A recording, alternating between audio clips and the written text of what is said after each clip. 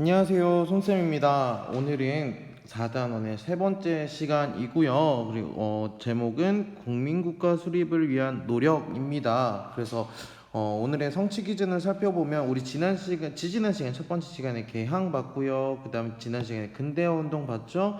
그래서 그 가운데 있었던 이 근대화 운동 중에서 국민국가 수립을 위한 노력이라는 챕터 그런 페이지를 보고 한번 살펴보도록 하겠습니다.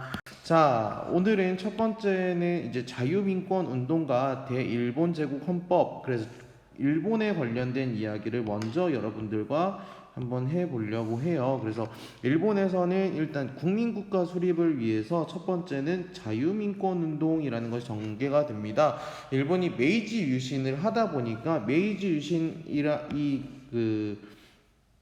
어떻게 보면은 이제 메이지 유신을 거치면서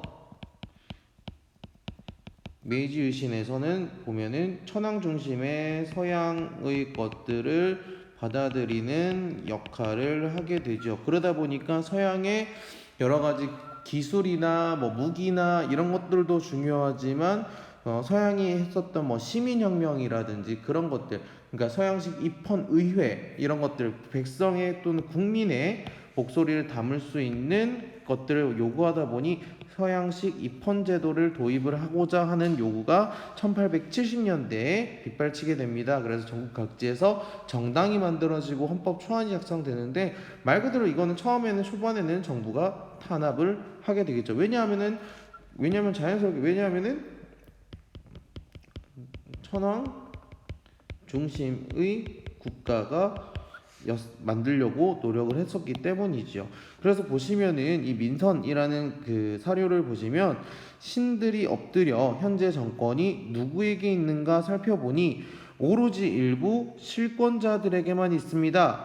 천하의 공적인 의를 떨친다는 것은 백성이 뽑은 의원을 설립하는 길밖에 없습니다. 이 의원이 바로 의회가 되겠지요.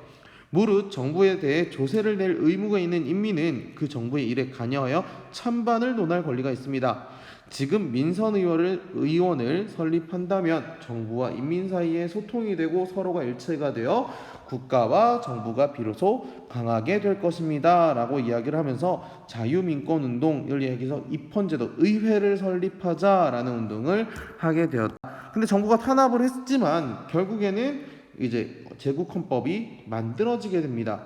1889년에. 왜냐하면 듣다 보니까 메이지 유신을 통해서 서양 것을 수용하자고 하는 의미에서 보면은 서양에서 이런 것들을 통과하거나 법안을 만드는 거는 의회에서 하는 거잖아요. 지금이야 그게 당연하지만 그때는 이것들이 받아들여지는 것이 굉장히 오래 걸리고 생각을 많이 요하는 일이었다라고 보는데, 그러면서 이제 일본에서 처음으로, 동아시아에 처음으로 헌법을 제정합니다. 하지만 메이지 유신 누구 중심이라 그랬죠? 그렇죠. 천황 중심이라 그랬죠. 이 사료를 한번 살펴보도록 할게요. 그 대일본 제국은 누가 통치해요? 천황이 통치하죠. 그리고 천황은 신성하죠. 천황은 국가의 원수죠. 그리고 천황은 입법권을 행사하죠. 천황은 의회를 소집하고요. 그리고 천황은 각 부를 관할하고요. 문무관을 임명하거나 파면하는, 그리고 육해군을 통솔하고요. 전쟁을 선포하고요. 그리고 여러 가지, 즉 이 법 자체가 다 누구를 위한 거예요? 그렇죠. 이 천황에게 막강한 권한이 부여 있다. 그러면서 이 헌법에 나와 있는 일본 시민들은 병역 의무를 수행하고 그 법률을 따라야 된다라는 이야기를 하면서 신민의 역할도 정해 놓았다라고 합니다. 그러면서 그 1년 뒤인 1900년에 선거를 통해서 의회를 개설하죠. 하지만 의회를 소집하거나 법안을 얘기하는 것은 바로 이 천황이 하게 되더라라는 것을 볼 수 있습니다. 그렇다면 조선은 어땠을까요? 조선은 국가가 이제 그 을미 개혁을 거치고 나서 그 전에 을미 사변이 있었죠. 그리고 을미 개혁을 통해서 기존에 있던 헤어스타일을 바꾸고 단발령을 실시합니다. 그러다 보니까 그거에 대한 위기감을 느낀 고종이 러시아 공사관으로 이동하는 아관 파천이라는 사건이 발생하게 됩니다. 그러다가 이제 아간 파천에서 돌아오고 나서 국가 이름을 받고 우리도 누가 다스리는 나라다? 그렇죠. 황제가 다스리는 나라, 제국이라는 것을 만들어서 대한제국이라고 나라를 이름을 바꿉니다. 그와 관련된 일련의 개혁으로서 광무개혁이 이루어지고요. 그 식산흥업, 상공업 진흥하는 여러 가지 정책들이 펼쳐지게 되는 거죠. 그러면서 이제 법을 만듭니다. 똑같이 대한국국제라는 것을 만드는데 여기도 보면은 모든 권한이 어디에게 집중? 그렇죠. 황제에게 집중된 전제군주정이라는 것을 이야기를 하고 있습니다. 첫 번째 여기 그 구한국 광보에 나오는 대한국 국제의 내용인데요. 대한국 국제에 대한 내용인데 한번 살펴볼까요? 대한국은 만국이 공인한 자주독립 제국입니다. 그리고 대한제국의 정치는 500년간 이루어져 왔고 이후로 만세불변할 무슨 정치? 전제정치래요. 제3조 대한제국 황제께서는 군권을 향유한 데 무한한 군권을 갖고 있고요. 제4조 대한국 신민이 대황제가 향유하는 군권을 침해할 행위가 있으면 실행 여부와 상관없이 신민의 도리를 잃은 자로 간주한다. 즉 신민, 백성들은 황제에게 충성을 다하라라는 의미를 가지고 있지요. 제5조 볼까요? 대한국 대황제는 국내의 육해군을 통솔한다라고 되어 있고요. 대한국 대황제는 법률을 제정한다. 대한국 대황제는 행정각부와 관제를 정한다. 그리고 칙령을 발표한다. 제9조 대한국 대황제는 각 조약국에 사신을 파견하고 재반 조약을 체결한다. 즉 여기도 아까 앞서 봤던 일본과 마찬가지로 황제에게 권한이 집중된 모습을 보여지게 됩니다. 그러면은 그 자유민권운동 같은 운동이 없었을까? 있었습니다. 왜? 독립협회라는 게 있었거든요. 독립협회 대표적인 인물은 바로 여기에 써있지는 않지만 서재필이라는 사람입니다. 서재필이라는 사람인데요. 서재필은 갑신정변에도 참여했을 정도로 굉장히 엘리트, 그리고 갑신정변이라고 하니까 당연히 급진파, 급진계파를라고 볼 수 있겠는데요. 갑신정변이 있고 나서 정변이 실패로 끝나고 난 다음에 서재필이 미국으로 유학을 갑니다. 피난이죠, 어떻게 보면. 망명일 수도 있고요. 거기에서 대한민국 최초로 이제 의사 자격증을 따요. 의사 자격증을 땄는데 나라의 상황을 보니 국가를 위해서 뭔가를 해야겠다라는 생각에 다시 귀국을 해서 만든 단체가 바로 이 독립협회가 되겠습니다. 독립협회는 독립신문이라는 걸 발간해서 국민들이 볼 수 있게끔 안내를 하고요. 그리고 백성들의 의견을 듣기 위해 만민공동회를 개최를 하고요. 열강의 이권을 침탈하는 것을 반대하는 운동을 하기도 하고요. 그리고 입헌의회를 도입하기 위해 의회 개설 운동을 전개하기도 했었습니다. 그래서 얘네들이 만든 법안이 만민공동회에서 그리고 관민공동회로 발전을 하고요. 관민공동회에서 헌의 6조라는 규칙을 만들어내기도 합니다. 하지만 독립협회는 여러분들이 잘 알다시피 보수파가 반대를 하죠. 보수파 반대를 합니다. 그래서 얘네들이 얘기를 하는 거는 입헌군주제를 주장을 하는 의회를 수립하자라고 하는, 일본이 지금 제국의회를 만든 것처럼 우리도 그렇게 하자라고 얘기를 하지만 보수파가 반대를 함으로 인해서 고종에 의해서 강제로 해산되는 결과를 가지고 오게 되더라라고 하는 게 이제 독립협회의 활동입니다. 그러면 중국에서는 어땠을까요? 중국에서는 두 가지 운동이 나옵니다. 바로 이 변법자강운동과 신해혁명이 되겠습니다. 먼저 변법자강운동부터 볼게요. 다음 시간에 좀 더 자세하게 다루겠지만 청일전쟁, 우리 양무운동 하고 나서 양무운동이 실패로 하는 게 청일전쟁이라고 그랬죠. 그렇죠. 이 청일전쟁 이후 위기가 도래합니다. 왜? 우리가 그래도 아시아에서는 최고라고 생각을 했는데 이게 아니었던 거죠. 그래서 이 변법론자들이 아예 우리도 그러면 일본이 한 것처럼 다 개혁하자, 라는 주장이 펼쳐지게 됩니다. 이 변법론자 대표적인 변법론자가 아래 나와 있는 캉유웨이와 그 다음에 량치차오라는 사람입니다.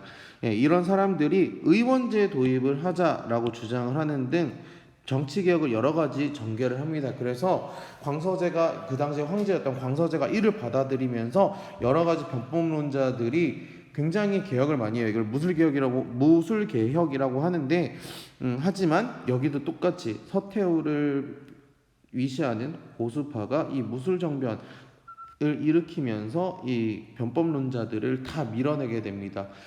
얘네들은 갑신정변처럼 3일 만에 끝난 건 아니고요.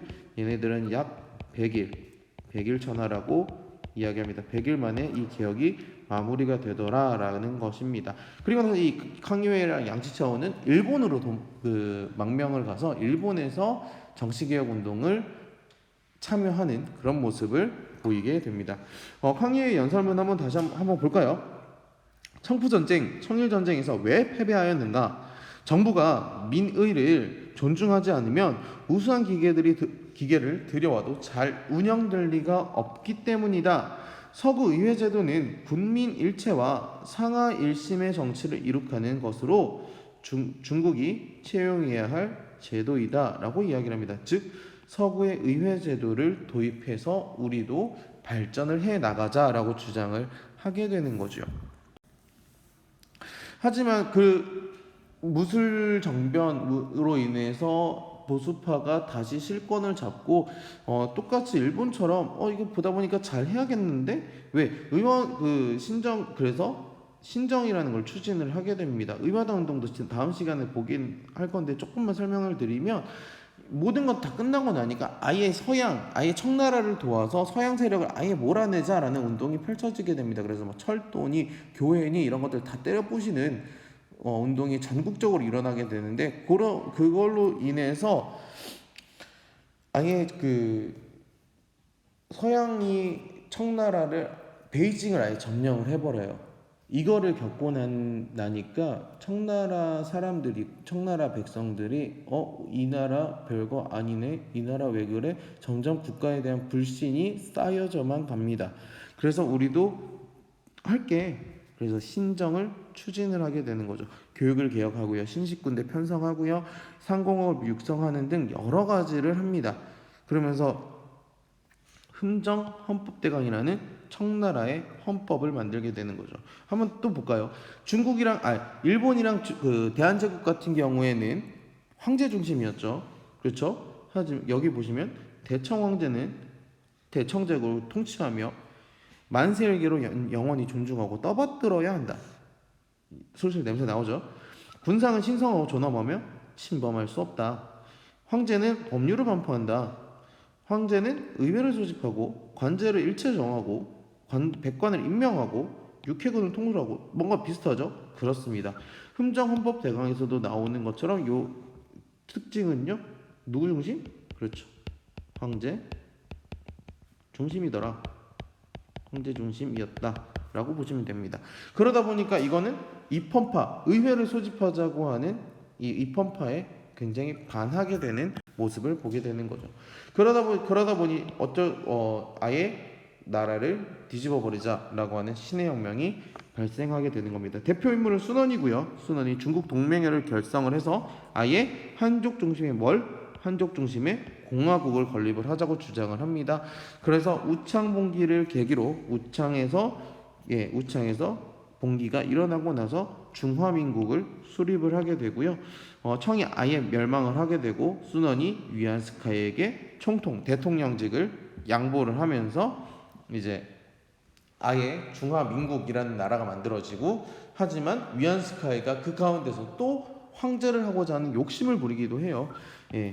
가운데서 위안스카이가 다시 자기가 황제가 되고자 하기도 합니다. 하지만 위안스카이 사후 중국은 각 지역을 차지하고 있는 군벌들에 의해서 나라가 분열하게 되더라. 각 지역 이렇게 청두 지역, 충칭 지역, 항구 지역, 난징 지역 이런 식으로 그 각 지역을 다스리는 군벌들이 등장하게 되더라라고 하는 것이 이 신해혁명 전후의 중국의 모습이 됐습니다. 한눈에 한번 정리를 한번 해보도록 하지요. 자, 어떻게 정리를 한번 해볼까요? 네, 오늘은 국민국가에 대한 얘기가 나왔습니다. 국민국가. 그러니까 예를 들어서 그러니까 의회나 그 다음에 법과 관련된 이야기가 나오겠죠. 그래서 법에 대해서 먼저 보면은 똑같이 청나라, 그 다음에 일본, 그 다음에 조선. 다른 이 시기에는 그렇죠. 대한 제국이 있었죠. 그러면서 요 세 나라를 한번 비교를 해보면 청나라 같은 경우에는 그렇습니다. 법부터 얘기를 하면 먼저 법부터 얘기를 하면 여기는 훈정, 색깔을 통일해줘야죠. 훈정, 헌법, 대강이라는 게 있었고요. 일본 같은 경우에는 네, 제국헌법이 있었죠. 그 다음에 조선 같은 경우에는 그렇죠. 대한국 국제라는 네, 법이 있었습니다. 하지만 요것들은 다 뭐 중심? 그렇죠. 황제 중심이더라라는 게 이게 특징이었고요. 그로 인해서 여러 가지 그 전후에서 일어났던 입헌 국민국가 수립의 움직임으로써 있었던 게 바로 청나라는 그렇죠. 변법 자강운동이 있었고요. 그리고 신해혁명으로 인해서 청나라가 무너지게 되더라라는 게 있었고요. 일본 같은 경우에는 이 제국헌법을 위해서 그렇죠. 자유 민권 운동이 펼쳐지었고요. 우리나라 같은 경우에는 네, 그렇습니다. 독립협회의 활동이 있더라라고 여러분들이 각각의 내용들을 정리를 한번 해보시면 좋을 것 같네요. 자, 한번 마무리를 하겠습니다. 마지막에 퀴즈 나왔네요. 네, 오늘의 퀴즈는요. 네, 나 자신을 응원하는 한마디입니다. 여러분 이제 고3이다 보니까 아직 의지나 또는 공부를 하겠다는 조금 다짐이 조금 이제 봄이 따뜻해지면 약해지기도 합니다. 그래서 내가 올해 목표하는 거 또는 나 자신을 어떻게 응원을 하고 용기를 북돋아 줄 수 있는 그런 한마디, 뭐 간단하게 화이팅 이렇게 해도 좋습니다. 나 자신을 응원하는 한마디를 한번 써보시면 쓴 대로 이루어지니까 여러분 스스로 한번 응원을 해보는 것도 좋을 것 같습니다. 네, 오늘 수업 마무리하도록 하겠습니다. 고생하셨고요. 다음 시간에는 또 다른 주제를 가지고 여러분들과 한번 이야기를 나눠보도록 하겠습니다. 고생 많았습니다.